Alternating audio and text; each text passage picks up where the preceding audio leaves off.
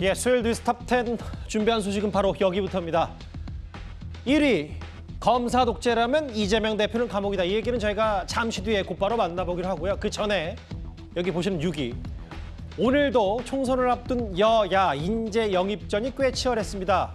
그동안 국민의힘은 유명인 중심의 정치권 인재 영입, 민주당은 윤석열 정부에서 핍박을 받았다고 말하는 이른바 저격수들을 주로 데려왔는데요. 먼저 조금 전에 있었던 국민의힘의 영입식, 한동훈 위원장의 목소리부터 먼저 들어보겠습니다.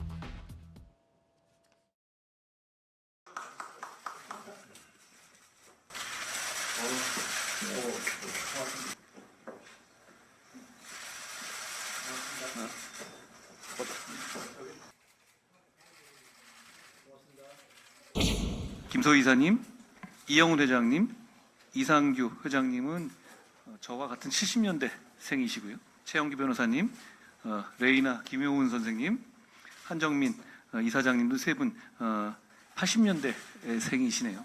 우리 국민의 힘이 더 젊어지고 유능해지고 있다는 징표로 받아들입니다. 여기 계신 한 분 한 분을 봐주십시오. 예전 같으면 국민의힘에 안 오실 분들입니다. 안녕하세요. EBS 영어 강사 레이나쌤 김효은입니다. 우리 귀한 대한민국의 아이들이 촘촘히 잘 설계된 양질의 교육을 받을 수 있도록 하는데 제 진심과 정성을 다하도록 하겠습니다. 보통 저렇게 영어라든가 이런 쪽에서 굉장히 유명해지시면은 사교육 쪽으로 많이 가시게 되잖아요. 그런데 레이나 선생님은 그러지 않으셨습니다. 그런 특별한 이유가 있으셨나요? 특별한 이유가 있었습니다. 사실 저는 대한민국에 받은 게 너무 많다고 생각을 하는 사람이에요. 사교육 없이 영어를 독학을 했고 그 덕분에 지금 이 자리까지 왔기 때문에 제가 국가에 받은 것을 고스란히 돌려드리고 싶다, 헌신하고 싶다라는 생각에서 EBS 강의를 2011년부터 지금까지 했습니다.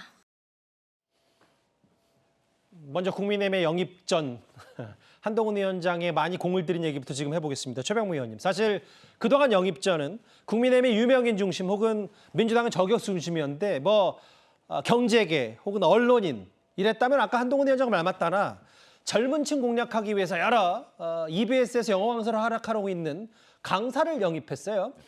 그러니까 지금까지는 사실은 어떻게 보면 지지층 결집용 뭐 이런 것일 가능성이 있죠. 뭐 이제 언론인이나 뭐 이런 사람들도 지금까지 국민의힘을 위해서 뭐 이런저런 이제 좀 역할을 했다고 할 수 있는 사람들을 영입한 것이 위주였다면. 예. 자, 이제 국민의힘으로서는 이준석 대표의 탈당 이후에 사실은 젊은 층에 대한 공약 뭐 이런 것들이 굉장히 숙제였어요.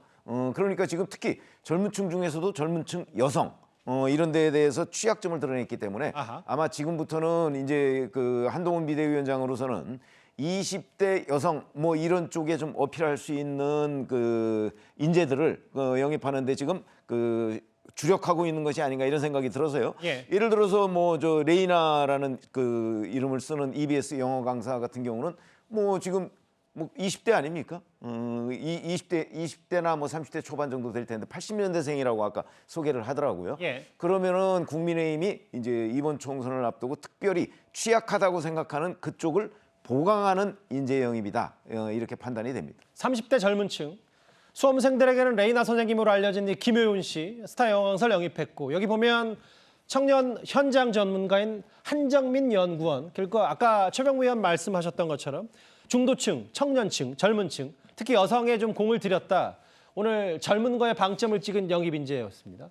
민주당 얘기를 잠시 해보기 전에 오늘 뭐 제2의 김태희라 불리는 EBS 영어 강사가 조금 전 한동훈 위원장이 영입식의 모습을 드러냈다면 이제 내일 모레부터 설 연휴가 시작되잖아요. 소종숙 국장님. 네.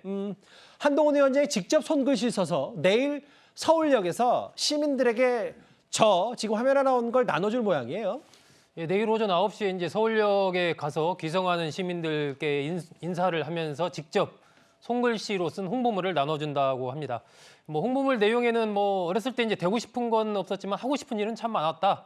이러면서 동료 시민들과 함께 대한민국의 미래를 열어가겠다. 이런 얘기를 하면서 뭐 교통이라든지 기타 보건 등등 각 분야에서 격차를 해소하는 데 노력을 하고 또 나아가서 이제 정치 개혁을 반드시 이루겠다. 이런 내용으로 한동훈 위원장이 쓴 이제 글씨체를 그대로 해서 나눠 드린다는 거죠. 예. 이게 결국 이제 좀 더 소통을 좀 진솔하게 하겠다라는 이런 소통에 대한 의지를 드러내려고 하는 것 아닌가 이렇게 좀 평가할 수가 있을 것 같고요. 동시에 좀 친근감 이런 걸 가져가면서 총선 승리에 대한 의지를 좀 보여주는. 일반적으로 이제 대개 기성인사 하면 이제 뭐 어깨띠 같은 거 메고 뭐 서울 새해 복 많이 받으십시오, 잘 다녀오십시오, 뭐 이런 거 하고 그 정도가 홍보물- 사실 관행이고 정치권에 제일 많았잖아요. 사실. 그렇죠. 많이 볼 수 있는 익숙한 풍경이었는데 이번에 예. 손글씨를 통해서 한다는 것은 조금 이색적이긴 합니다. 그리고 저기에서 그치는 게 아니라 이제 국민의힘이 전국의 설을 맞이해서 거는 현수막 있지 않습니까? 예. 거기에도 이제 한동훈 비대위원장과 윤재옥 그 원내대표 또 유희동 정책위 의장 등이 쓴 손글씨 현수막 요것을 또 전국에 걸 계획으로 알려지고 있기 때문에 조금 더 국민의힘이 이 뭐라고 할까요? 좀 시민들과 이렇게 좀 가까이 다가가려고 하는 그러한 노력 뭐 이런 것을 이제 손글씨를 통해서 좀 표현을 하고 싶은 거 아닌가 뭐 그렇게 좀 생각이 됩니다. 홍보물 제작한 거 한번 다시 손글씨 화면 비춰주실까요? 글쎄요, 저도 뉴스탑튼 꽤 오래 진행했다고 생각하는데 설 연휴, 명절 연휴 앞두고 어떤 한 특정 정치인, 정당의 수장이 이렇게 손글씨로 설 인사를 하는 것도 참 이채롭고 처음 보는 것 같아요. 뭐 다양한 영역에서 뭐 격차를 해소하겠다는 도움이 되는 삶을 살고 싶었습니다. 지금 더욱 그러한 마음입니다 하면서 저기에도 동료 시민들과 함께 대한민국의 미래를 만들겠습니다. 6필 직접 한동훈 위원장이 손글씨로 아마 알려지기로는 내일 서울역에서 저 손글씨를 몇 부를 제작해서 그 시민들에게 나눠줄 모양인 것 같은데요. 결국은 아까 이제 최병무 의원이 말씀하셨던 인재 영입도 그렇고 젊은 층, 시민들, 중도층에게 국민의힘이 좀 더 다가갈 수 있도록 한동훈 위원장이 여러 뭐 실제로 손글씨든 인재 영입 전에든 여러 가지 공을 들이는 것 같습니다. 알겠습니다. 저 실물 내일 볼 수 있을 것 같네요. 스튜디오로 돌아와 볼까요? 화면을 보면. 반면 오늘도 민주당 또 다른 영입 인재 영입전으로 맞불을 놨습니다. 민주당은 특히 박근혜 키즈, 윤석열 캠프에 몸담았던 이 인물을 영입했습니다.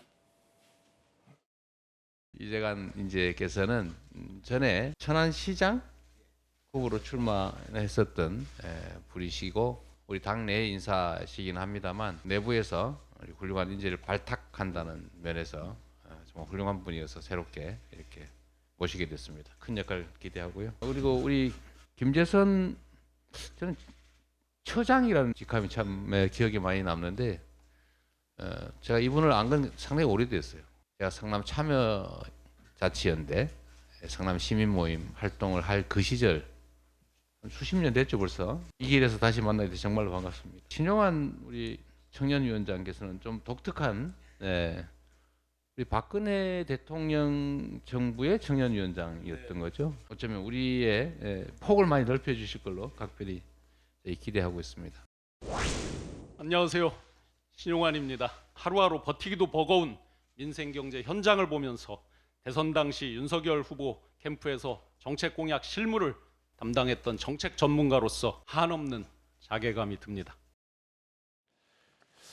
그동안 민주당의 영입 인재 흐름을 보면 뭐 윤석열 정부에서 몸을 뭐 어쨌든 그게 어떤 식으로든 몸을 담았다가 핍박받은 인물들을 좀 핀셋 형식으로 영입했는데 이분은 박근혜 키즈, 윤석열 캠프 출신 이걸로 뭔가 이재명 대표는 외연 확장을 노린다 이렇게 봐야 되는 겁니까? 뭐 여러 가지 포석이 있을 수 있습니다. 뭐 최근에 박근혜 대통령의 어떤 활동 재개라든지 뭐 출판 기념회 등을 통해서 어떤 본인의 영향력을 행사하고 싶은 마음, 뭐 그런 것들에 대한 뭐 개인적인 차단, 민주당 차원에서의 차단이라든지 뭐 이런 것들이 복합적으로 아마 고려되지 않았을까라는 생각이 들고 뭐 과거부터 특히나 뭐 국민의힘 여야가 가리지 않고 어찌 보면 과거에 자신들과 대척점에 있었던 정치적으로는 대척점에 있었던 분들을 영입을 함으로써 자신들의 정당, 그러니까 민주당 아니면 국민의힘 양당이 서로 우리는 진보 쪽 그리고 민주당의 입장에서는 보수 쪽 인사들을 영입해서 우리가 폭을 넓혀가고 있다는 어떤 이미지를 주기 위해서 하는 것인데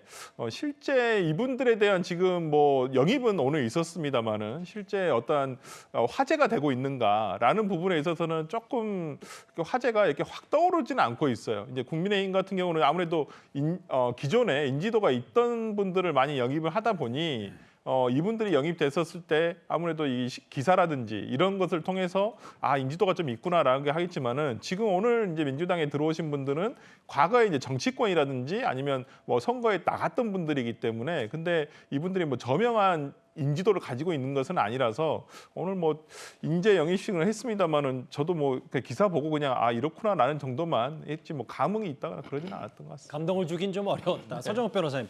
아까 설 변호사가 짧게 지적한 그 부분이야. 오늘 인재 영입으로 등장한 이재관 씨라는 분이 있는데 인재 영입이다. 그런데 과거에 지방선거에서 천안시장 후보로 출마해 낙선했기 때문에 이걸 출마 경험이 있는데도 영입 인재로 봐야 되는 거냐. 이 재탕 영입 논란이 있어요. 옛날에 공자님이요. 정치는 이제 이름을 바로잡는 정명, 용어를 이게 바로잡아야 되는데 예. 인재 영입이라는 게 개념을 저는 흐트리고 있다 봐요. 인재 영입은 뭐냐? 원래 이제 각 분야에서 상당히 성과를 이룬 전문가들 있잖아요. 예. 이런 분들에게 정치에 때묻지 않은 이런 분들을 영입하는 예. 이게 보통 인재 영입이죠. 예. 근데 예를 들어 오늘 보면 신용환 저분은 이제 도지사로 또 출마하고 여러 이제 출마 경험도 있고 이게 과연 인재 영입이라고 할 수 있는지 왜 그러냐면 이제 예를 들어 우리 유성의 이상민 의원을 영입했는데 이걸 인재 영입이라고는 안 하잖아요 용어를. 그다음에 이재관 저분은요 2022년에 천안시장에 민주당 후보로 나와 떨어졌습니다. 예.